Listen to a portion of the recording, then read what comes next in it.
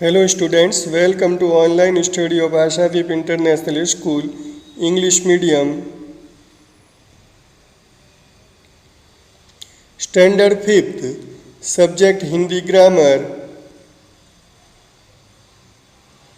निबंध। निबंध शब्द नी और बंद दो शब्दों से मिलकर बना है, जिसका अर्थ होता है नियमों से बंधी हुई रचना या लेख।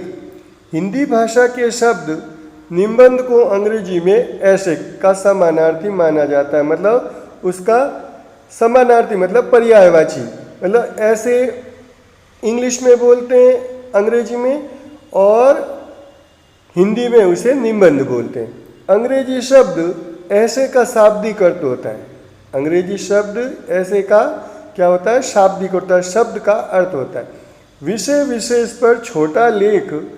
लेकिन इसका मतलब यह नहीं कि किसी विषय पर लिखा निबंध छोटा हो। निबंध विस्तृत भी हो सकता है। निबंध है छोटे के अलावा बड़ा भी हो सकता है। ऐसा नहीं है कि निबंध छोटा ही होगा। जितने शब्दों में लिखना चाहो उतने शब्दों में निबंध लिख सकते हो।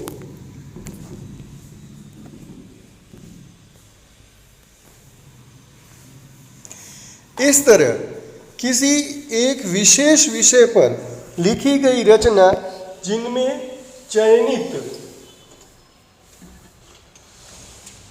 चयनित विषय का क्रमबद्ध रूप से पाठक के सामने प्रस्तुत किया जाता है। एक ऐसा विषय दिया जाता है, उसको क्रमबद्ध ढंग से पढ़ने वाले के सामने प्रस्तुत किया जाता है, जिनमें विषय वस्तु की सार गर्भित और विस्तृत जानकारी प्रदान की गई है। जिससे रिलेटेड जो निबंध लिखा गया उसके बारे में उसकी जानकारी उस निबंध में होती है। उसे क्या कहा जाता है? निबंध कहा जाता है।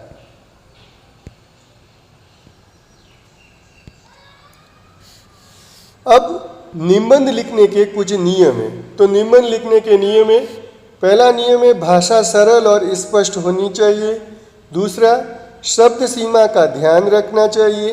तीसरा, विचारों की पुनरावृत्ति से बचना चाहिए कि कोई भी चीज़ को बार बार उसी चीज़ को रिपीट नहीं करना है। चौथा है भाषा संबंधी त्रुटियां दूर कीजिए। अगर आपके लिखने में किसी प्रकार की गलती हो रही है तो उस त्रुटि को आप दूर कीजिए।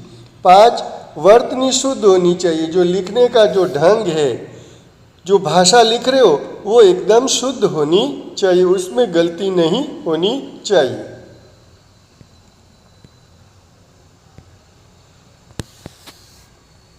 छठा, विराम चिन्हों को उचित का प्रयोग किया जाना चाहिए। विराम चिन्ह उनका उचित ढंग से प्रयोग किया जाना चाहिए। 7, लेखन शुद्ध त्रुटि रहित होना चाहिए। जो लिखने का जो ढंग है वो शुद्ध और बिना गलती का होना चाहिए। 8, निबंध रटा रटाया न होकर मौलिक विषय वस्तु पर आधारित हो। जिस विषय के बारे में निबंध लिखना है उस विषय से हटकर उसमें किसी तरह की बातचीत नहीं होनी चाहिए। 9, अनावश्यक विस्तार से बचे। फालतू की बातें निबंध के अंदर नहीं लिखनी चाहिए। 10, शीर्षक को रेखांकित करें। जो शीर्षक है, जो टाइटल है, उसको रेखांकित करना चाहिए, अर्थात उसके नीचे अंडरलाइन करनी चाहिए। 11, विषय से संबंधित किसी प्रसिद्ध कवि या महापुरुष की कोई उक्ति स्मृति में हो तो अवश्य लिखें। अगर उसके बारे में आपको किसी प्रकार की जानकारी है उस कवि या महापुरुष की, तो उसके बारे में आपको अवश्य लिखना चाहिए।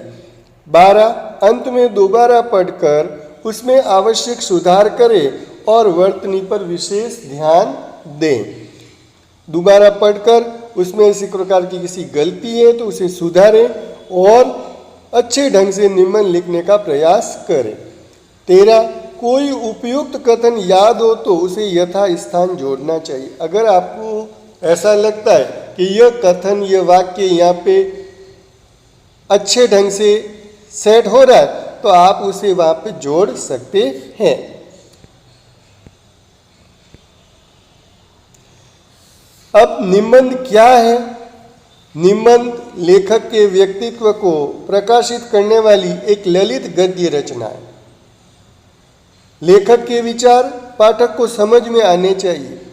ऐसा निबंध होना चाहिए कि पढ़ने वाले को समझ में आए। ऐसे कि लिखा हुआ निबंध पढ़ने वाला समझे ही नहीं, वो निबंध नहीं कहलाता। निबंध पढ़ने वाले को समझ में भी आना चाहिए।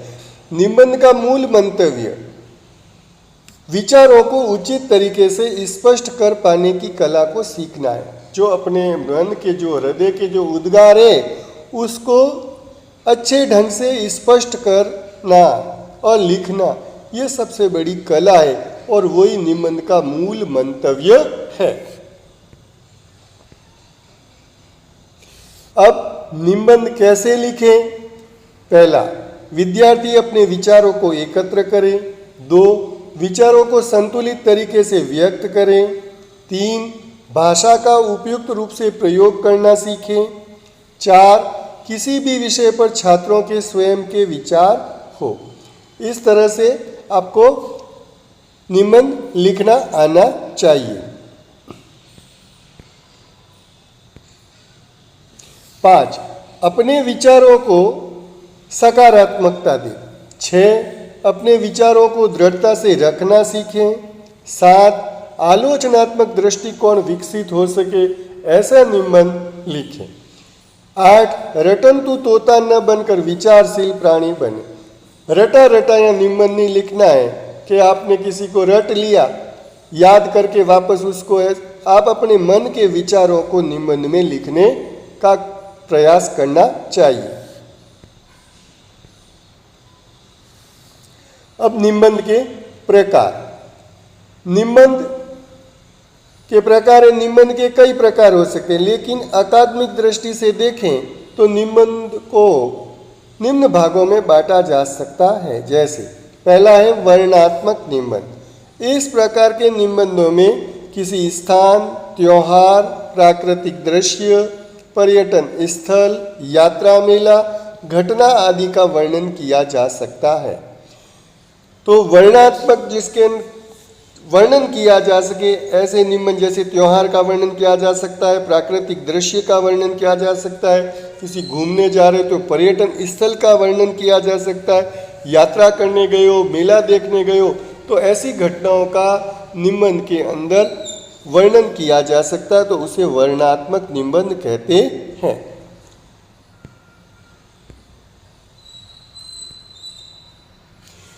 दूसरा है विवरणात्मक निबंध। इस प्रकार के निबंधों में किसी विशेष घटना, संस्मरण, काल्पनिक घटनाओं आदि का वर्णन किया जाता है। तो इसके अंदर विवरणात्मक निबंध के अंदर क्या होता है कि किसी विशेष घटना है, कोई संस्मरण है जो आपके याद में है, उसका वर्णन किया जा सकता है। फिर आता है भावात्मक निबंध। भावात्मक निबंध के अंदर ऐसे निबंधों में मन में उपजने वाले भावों का भावपूर्ण वर्णन किया जाता है, जैसे द्वेष, आलोचना, मित्रता, क्रोध, प्रेम आदि। ये सब मन में उठने वाले जो भाव हैं, उनके बारे में भी निबंध लिखा जा सकता है। अब आता है विचारात्मक निबंध। इस प्रकार के निबंधों में विचारों और तर्कों की प्रधानता रहती है।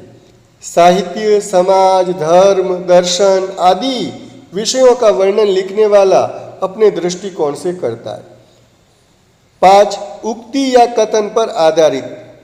कोई एक लाइन दे दी जाए या कोई वाक्य दे दिया जाए, उसके बारे में आपको निबंध भी लिखा जा सकता है। ऐसे निबंधों में जैसे मुहावरे, लोकोक्ति या कोई प्रसिद्ध पंक्ति का कथन लेकर निबंध की रचना की जाती है।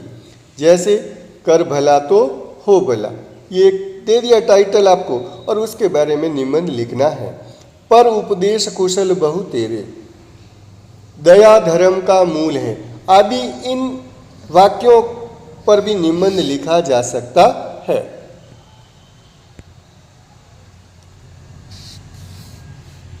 अब निबंध के भाग, जैसे इसमें निबंध के पहला भाग है भूमिका। जिसे आरंभ या प्रस्तावना कहते हैं। निबंध का आरंभ सशक्त एवं प्रभावशाली होना चाहिए। दूसरा है मध्य भाग। विषय से संबंधित हर मुद्दे को विस्तार पूर्वक स्पष्ट करें। विषय से संबंधित गुण अवगुण का वर्णन करें। निबंध के बीच बीच में महान व्यक्तियों के कथनों, सूक्तियों आदि का प्रयोग करके उसे स्पष्ट कीजिए।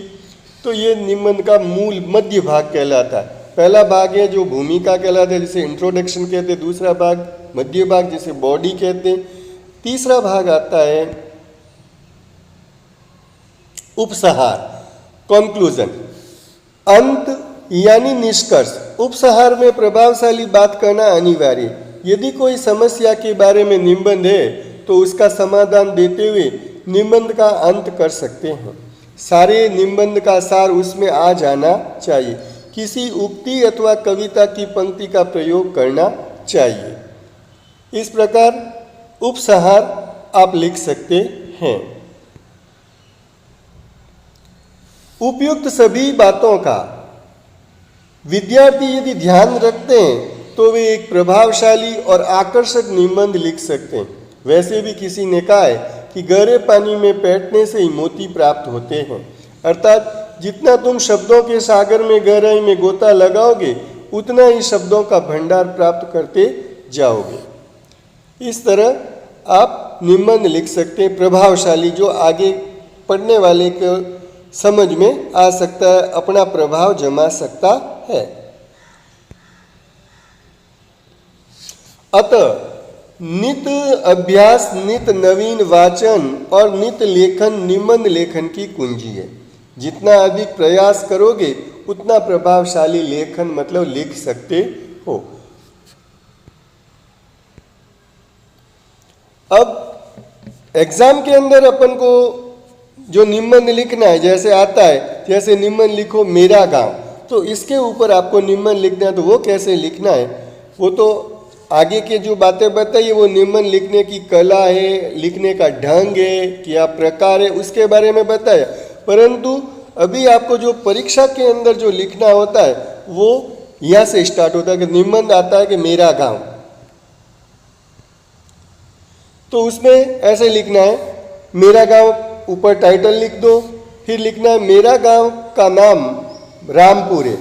मेरे गांव की आज़ादी करीब 600 है, मतलब आबादी, मेरे गांव की जो आबादी है, ये जो गलत लिखा हुआ है परंतु यहाँ पे आबादी है।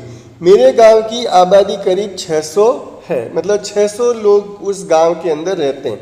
मेरे गांव में अधिकतर किसान रहते हैं। किसानों के अलावा गांव में बनिया, लुहार, बढ़ई, दर्जी, धोबी आदि भी रहते हैं। अलग अलग कास्ट के लोग वहाँ पर रहते गांव में। सब लोग आपस में हिल मिलकर प्रेम से रहते हैं।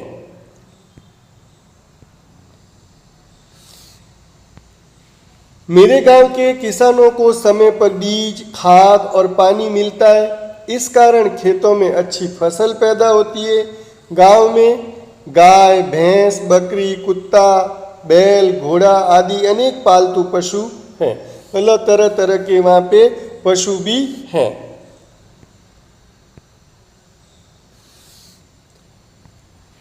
गांव में एक छोटा सा बाजार है। बाजार में अनाज, साग सब्जी आदि चीज़ें मिलती है। मार्केट बना हुआ है, उसमें साग सब्जी आदि भी मिलते हैं। गांव में एक पाठशाला और छोटा सा अस्पताल भी है। गांव वालों के झगड़ों का निपटारा ग्राम पंचायत करती है। हमारी पाठशाला के पास ही पंचायत घर है। पंचायत घर कहाँ बना हुआ है? पाठशाला के पास ही बना हुआ है। गांव के किसी प्रकार के झगड़ों का निपटारा करना ग्राम पंचायत का काम है। ग्राम पंचायत है, गांव वालों के झगड़े का निपटारा करती है। गांव के बाहर पीपल का एक बड़ा पेड़ है। इसके नीचे भगवान शिव का मंदिर है। उसके नीचे भगवान शिव का मंदिर है, भोलेनाथ का। हर रोज शाम को मंदिर में भजन कीर्तन होता है। उस समय वातावरण शांत और पवित्र हो जाता है। ये गांव के वातावरण के बारे में बताया गया। तो इस तरह आप निबंध लिख सकते हैं। मेरे गांव की जलवायु अच्छी है, वहाँ का क्लाइमेट है वो बहुत अच्छा है, इसलिए गांव के सभी लोगों का स्वास्थ्य अच्छा रहता है और गांव के लोग सुखी हैं। मेरा गांव मुझे बहुत प्यारा है। जो गांव है मेरा वो मेरे को बहुत प्यारा है, मैं उसे लाइक करता हूँ। Thank you.